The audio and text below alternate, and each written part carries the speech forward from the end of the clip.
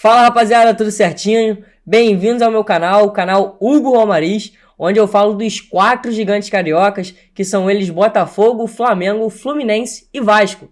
E no vídeo de hoje eu irei falar sobre o Vasco da Gama, sobre o seu atual momento, o que o Vasco está fazendo no mercado para contratações de jogadores, também dos técnicos prováveis que o Vasco está aí em pauta, que o seu diretor está viajando, está em São Paulo inclusive, a única contratação realmente que o Vasco fez até agora e o momento do Vasco na competição que restou até aqui, que é o Campeonato Brasileiro, que o Vasco não está indo muito bem.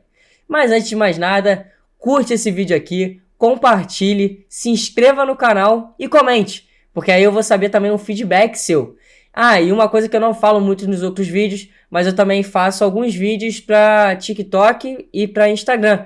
E aí lá você pode ver de maneira reduzida o vídeo que você assiste aqui, tá bom? Mas sem mais enrolações, vamos falar sobre o mercado do Vasco. Eu vou começar do técnico, porque é o técnico que de fato vai decidir os jogadores. Então são 3 nomes na mesa do Vasco, e são eles: Rogério Ceni, que saiu do São Paulo há pouco tempo, Roger Machado, que está há um bom tempo sem dirigir nenhum clube, e o Pesolano, que foi campeão da Série B no ano passado com o Cruzeiro, não continuou no Cruzeiro, foi pro Real Valladolid e tá lá na Espanha no time do Ronaldo, né? Então assim, vamos lá, por partes. Roger Machado tá sendo descartado, de pouco a pouco a diretoria até acreditou que fosse um bom nome, mas cada vez mais ele fica menos cogitado internamente. Um dos motivos é que o Roger não aceita trabalho em meio de temporada, então isso já dificultaria bastante uma negociação. Aí o nome realmente fica entre Rogério Ceni e o Pesolano. Aí tem 2 pontos em cada um negativos. A diretoria gosta e a SAF também aprova. O Pesolano é mais a SAF que gosta, a 777 Partners, e aí o Paulo Brax realmente tem o interesse. Só que a questão é que o Pesolano chegou lá há pouco tempo, não estava bem aqui no Brasil, por isso que ele saiu do Cruzeiro, e tem uma multa rescisória lá no Real Valladolid. E o Vasco não tá nadando dinheiro, por mais que seja SAF, não tá com tanto dinheiro assim. Já o Rogério Ceni é um cara que já conhece o Vasco, né, por conta da sua história, por conta do futebol brasileiro, ele sempre ficou aqui no futebol brasileiro, já jogou contra o Vasco também, então é um bom nome que agrada. Entretanto, o Rogério Ceni deixa de ser unanimidade por conta do seu relacionamento no clube. Não são com os jogadores, mas sim no clube. Ele saiu mal do São Paulo com os funcionários, saiu mal do Cruzeiro, saiu mal do Flamengo. O Flamengo foi até aquele fatídico áudio que viralizou, que tinham comido o frango dele. E também do Fortaleza não saiu tão mal, né? Mas saiu no meio de trabalho, já tinha saído 2 vezes em meio de trabalho, que saiu do Fortaleza pro Cruzeiro, depois do Fortaleza pro Flamengo. Então, é muito assim, mais o convívio com ele. Porque o Rogério Ceni, ao meu ver, seria a melhor alternativa. É um cara muito estudioso, já conhece o futebol brasileiro, e querendo ou não, ele não consegue gerir grandes grupos. E o Vasco não tem grandes jogadores. São mais jogadores moleques da base, são mais jovens, são alguns mais desconhecidos, mais anônimos. Então é um ponto a se ver.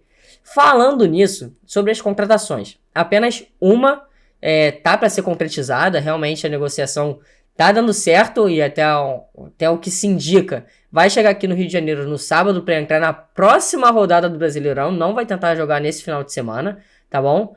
Que trata-se do zagueiro Medel, que ele já se despediu do clube italiano que era o Bolonha, e vai se apresentar no Vasco nesse sábado, e aí vai fazer o exame médico e tal, aquela burocracia toda, e provavelmente ali na segunda ou terça vai assinar o seu contrato e ser de fato apresentado à torcida. É uma contratação que eu vejo que é boa, porque é um cara de liderança, é um cara que até hoje está sendo convocado para a seleção do Chile, é um dos ídolos recentes da seleção chilena, então eu acho que assim, a liderança que ele vai ter em campo é muito boa. Os outros 2 reforços que já foram anunciados são eles: Maicon, que veio do Santos, que eu de fato assim não aprovei tanto, é um zagueiro já com idade mais avançada, estava sendo 3º zagueiro do Santos, assim, não estava indo bem, no Santos, que não tá bem e tá na frente do Vasco. Então, não sei, ele era o terceiro reserva, cara. E também tem o Serginho, que ele tá vindo da Liga Turca, tem poucos gols na carreira, é um ponta ali e tal. Mas vamos ver como é que ele vai ser. Ele já deu uma entrevista que falou que prefere ter pouca mídia mesmo, para poder impressionar os torcedores, tá bom? Agora, sobre outras contratações do Vasco. O Vasco estava de olho no Arthur Gomes, do Sporting, que o Sporting quer tirar ele, quer dispensar. Só que a multa, né, o que o Sporting está pedindo são 5 milhões de euros. Algo fora da realidade do Vasco. Então, muito possivelmente, esse jogador já foi descartado por lá. Outro jogador é o Navarro, que jogava no Botafogo, vocês vão lembrar. Fazia boas aparições, foi muito bem na Série B, quando o Botafogo foi campeão. Foi pro Palmeiras e nunca teve chance por lá. O Vasco tentou um contrato de empréstimo com ele, mas as coisas não fluíram muito bem. Também tá tendo um interesse no Bruno Henrique, não é o Bruno Henrique do Flamengo, é o Bruno Henrique ex-Palmeiras e ex-Corinthians, que estava no Oriente Médio, mas seu contrato acabou. Só que o Vasco tá de olho nele, ó, há muito tempo e nunca fez nenhum contato direto, formal, nenhuma proposta para ele. E aí quem tá na frente disso tudo é o Internacional, que já apresentou uma proposta, e aí tem outros clubes por fora, como o exemplo do Cruzeiro, o próprio Internacional e o Fluminense. Então já é também outro jogador que tá tendo muita visibilidade, e o Vasco possivelmente também vai perder. E outro jogador do Vasco, é um meia, é o Rubem Bota. Cara, eu não sei pra onde que o Vasco tá indo, eu não sei o que as contratações estão acontecendo, mas o Rubem Bota é um jogador que foi dispensado da segunda divisão do campeonato italiano, é um meia argentino e que nunca mostrou muito bem o seu futebol. Seria mais uma surpresa no Vasco, mas o Vasco não pode ficar arriscando tanto no mercado, tá bom? E assim, todas essas negociações após o Medel, após o Maicon e após o Serginho estão travadas, porque o Vasco não tem técnico. Então todos que forem contratados não vão ter o aval do técnico. Então o Vasco até agora tá perdendo muito tempo, já são 20 dias sem técnico, tá bom? Então, a ver como o Vasco vai trabalhar nesse mercado da bola mesmo, e nesse mercado de transferência que se abriu no começo da semana. Agora, outro assunto.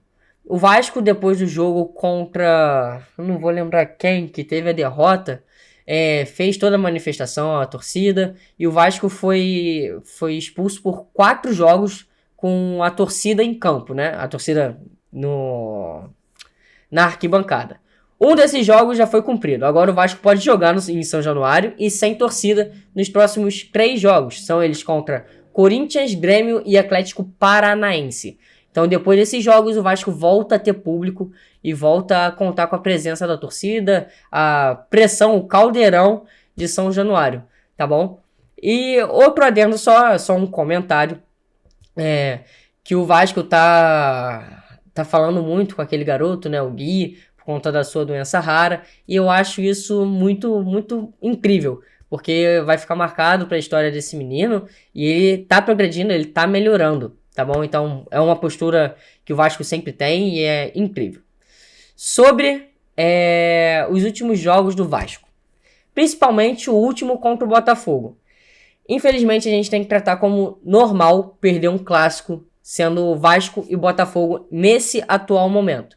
O Vasco não disputou com o Botafogo em nenhum momento. O Vasco não conseguiu reter a bola. O Vasco não criou grandes oportunidades, a não ser com o Alex Teixeira e com o Pedro Raul. Mas são os dois que volta e meia estão perdendo gols e volta e meia estão sendo criticados pela torcida. Então, assim, é algo que também tem que mudar bastante no Vasco. E aí, pegando essa fase aí do Vasco, porque só venceu 2 jogos no campeonato até aqui, já foram 13 rodadas e só 2 vitórias. E aí, quem tá correndo por fora, porque tem uma das vitórias no campeonato, é o William Batista, técnico do Sub-20, que não tá sendo cogitado pela diretoria nem pela 777 Partners, que é a SAF do Vasco. Ele tá sendo cogitado pelos jogadores. Não são todos os jogadores, essa informação é do Lucas Pedrosa.